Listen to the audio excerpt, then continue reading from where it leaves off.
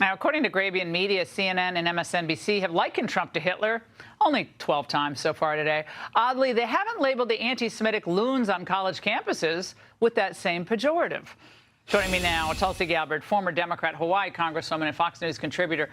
Tulsi, there are actually signs, pro-Hamas signs, anti-Semitic signage and chants at these college campuses and in cities. And nothing. Oh, yeah, that's fine. But yeah. Trump, he's Hitler now. Yeah, the hypocrisy is rich, Laura. You said that they only referred to him 12 times in one day as Hitler. Why don't you go back to 2016?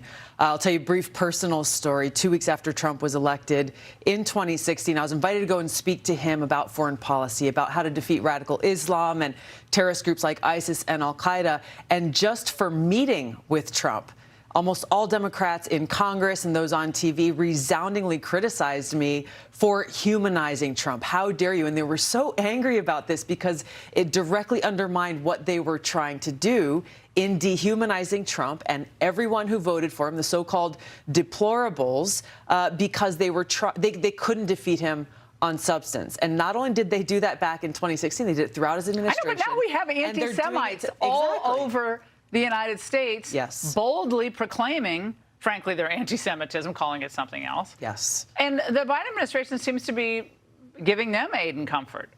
That's what's like, I know they're going to say anything about Trump. That's what they've always done. Right. But turning the blind eye to Hamas and what's been done.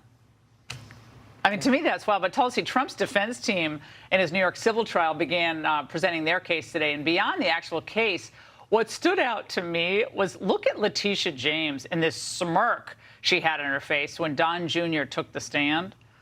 First it was that judge with a goofy smile, that Engoron, and now you see these political prosecutions are what they are, persecutions. It is another example of their hypocrisy. In one breath, they talk about defending democracy, and we heard Jen Psaki on MSNBC saying, if you elect Trump, you're going to undermine the rule of law and throw his political opponents in jail.